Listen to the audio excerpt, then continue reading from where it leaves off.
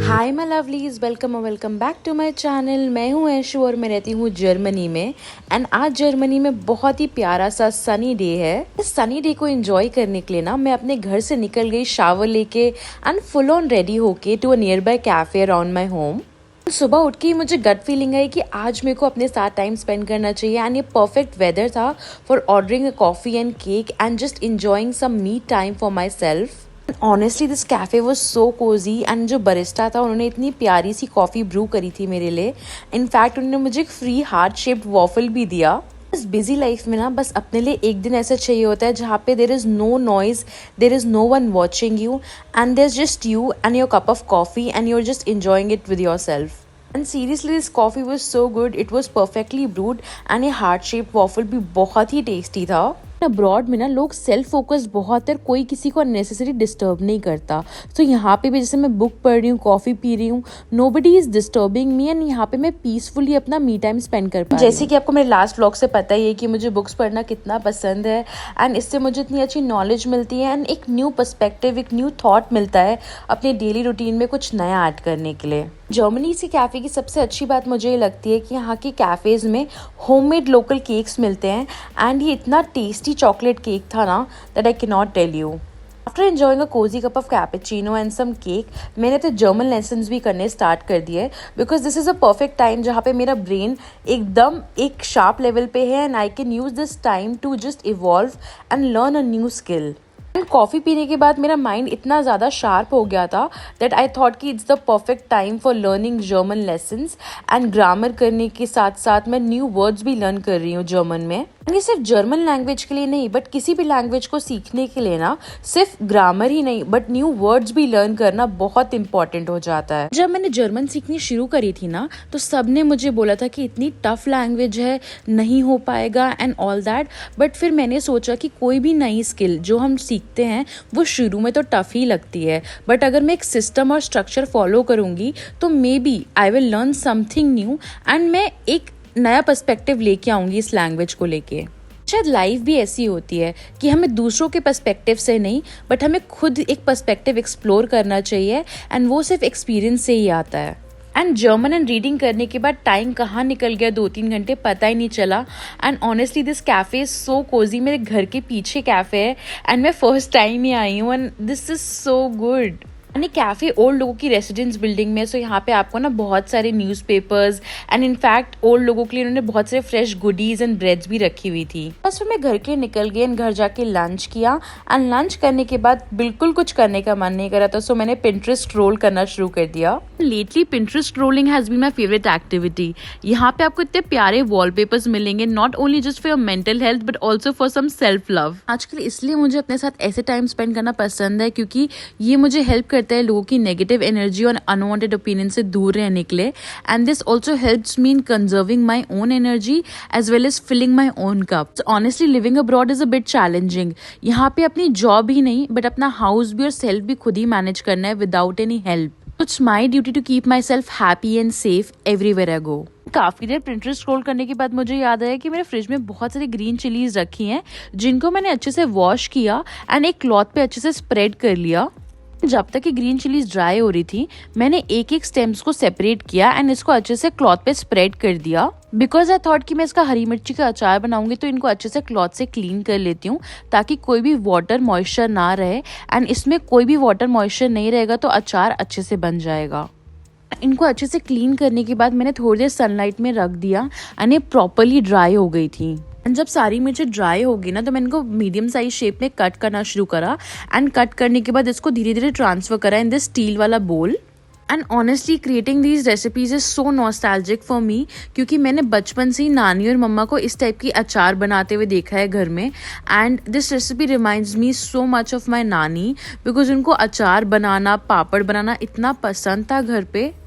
This is the part about life जब आप खुद एक रिस्पॉन्सिबल एडल्ट हो जाते हो जिसमें आपकी खुद का घर है एंड आपके पास बहुत सारी रिस्पॉन्सिबिलिटीज़ हैं तो आप ऐसे नॉस्टैल्जिक मोमेंट्स क्रिएट करते हो so that you can feel at home. ज़्यादा स्पाइस जार जो मैंने लास्ट अपने व्लॉग में अरेंज किए थे, ऑर्गेनाइज किए थे आपके साथ।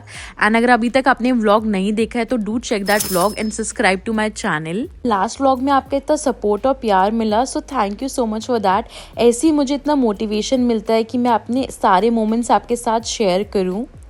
इस अचार को बनाने के लिए ना मैं ये सारे बेसिक स्पाइसेस तवे पे अच्छे से रोस्ट कर लूँगी स्लाइटली। एंड यहाँ पे मैंने बेसिक स्पाइसेस ही लिए, लाइक जीरा, कोरिएंडर पाउडर, सौंफ, मेथी एंड इनफैक्ट नाइजीला जो जिसको कलौंजी सीड्स भी बोलते हैं। ऑफ कोर्स किसी भी अचार का मेन इंग्रेडिएंट होता है राई, which is the mustard seeds.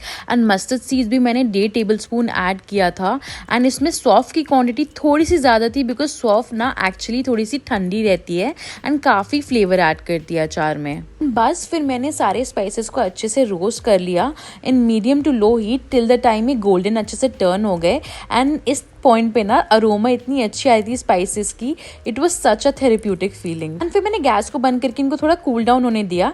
And after some time इनको एक प्लेट में ट्रांसफर कर लिया so that they can cool down even more. And यहाँ पे मैं ना यूज करने वाली फॉर्च्यून का कच्ची घानी का ऑयल टू मेक दिस अचार। आज मेरे किचन में इतनी प्यारी धूप आ रही थी ना that I was mentally satisfied well cooking this recipe slowly. And इस घर के अचार बनाने का तो फ्लेवर ही कुछ और है। मैंने सेम पैन पे ना ऑयल भी हीट करने रख दिया इन लो से मीडियम फ्लेम पे। एंड 5 to 7 मिनट्स में अच्छे से पक जाएगा। तब तक मैंने सीड्स को अच्छे से ब्लेंडर में ट्रांसफर कर दिया so that I can make a course powder out of it. Comment section में आप भी मुझे ज़रूर बताना कि आप कौन सी एक्टिविटीज़ करते हो to slow down and relax on a daily life. एंड मैं भी वो ट्राई करूँगी एक्टिविटीज़ ट्राई करना इन जर्मनी एंड बताऊँगी कि मुझे कैसा लगा वो एक्टिविटीज़ ट्राई करके।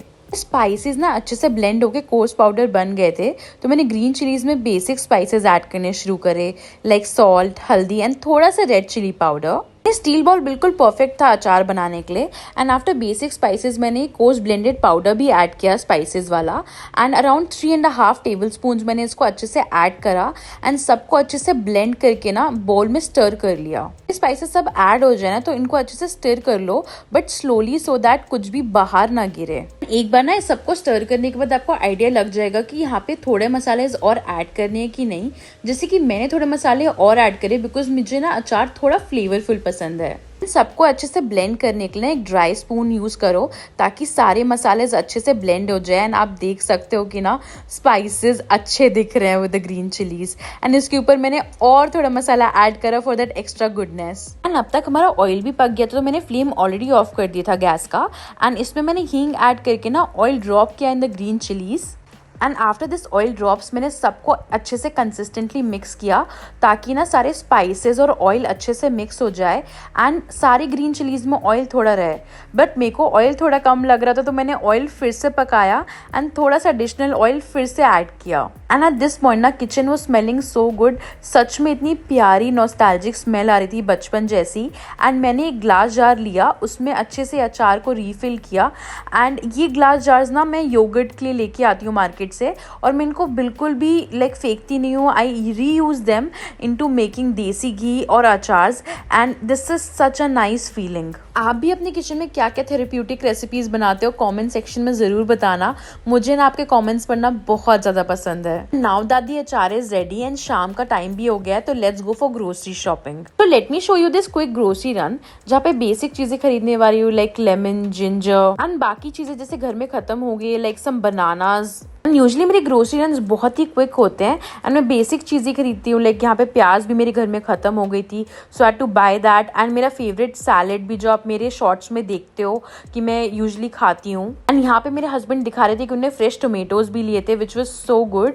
एंड यहाँ पे ना मुझे बेक्ड रोल्स आजकल बहुत पसंद आ रहे हैं in the tomato and olive flavour, so ये भी मुझे एक बार लेना था फिर से। I think grocery run is incomplete without buying some good potatoes. So मैंने potatoes भी अच्छे से refill कर लिए थे अपने grocery basket में and of course some good milk and of course इतनी गर्मी है तो बटर मिल्क भी लेना था क्योंकि इससे कभी कभी कड़ी भी बन सकती है और हमें पीने में भी बहुत अच्छा लगता है बटर मिल्क। मुझे जर्मन सुपरमार्केट की बटर टोस्ट बहुत पसंद है।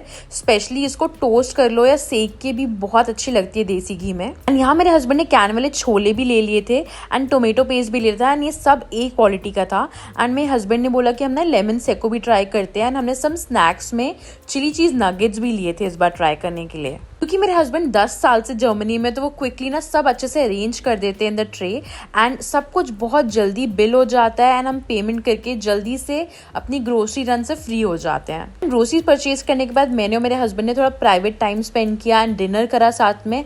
एंड डिनर करने के बाद यूजुअली हम वॉक पे निकल जाते हैं। तो लेट मी शो यू हम डेली वॉक पे कहाँ जाते हैं। अपने घर के पीछे एक सोसाइटी है एंड यहाँ पे इतने प्यारे प्यारे फ्लावर्स रहते हैं एंड इतना ज़्यादा नेचर लैंडस्केप है इस एरिया का कि we just love walking in this area. And यहाँ पे टाइम कैसे निकल जाता है स्लो डाउन होके पता ही नहीं चलता। इनफैक्ट इस सोसाइटी की बैकयार्ड में इतने प्यारे पिंक रोजेज हैं। I just love sitting here after walking and यहाँ पे सिर्फ नेचर गेज करना बहुत पसंद है। एंड ऐसी डेली एक्टिविटीज़ में स्ट्रेस लेवल्स कैसे कम हो जाते हैं पता ही नहीं चलता।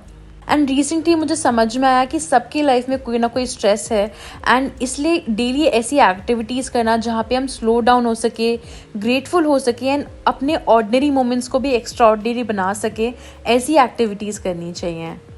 एंड बस आज के व्लॉग में इतना ही। अगर आपको व्लॉग पसंद आया हो तो लाइक करना, चैनल को सब्सक्राइब करना बिल्कुल मत भूलना। And I will see you in the next vlog and please shower all your love. Okay bye.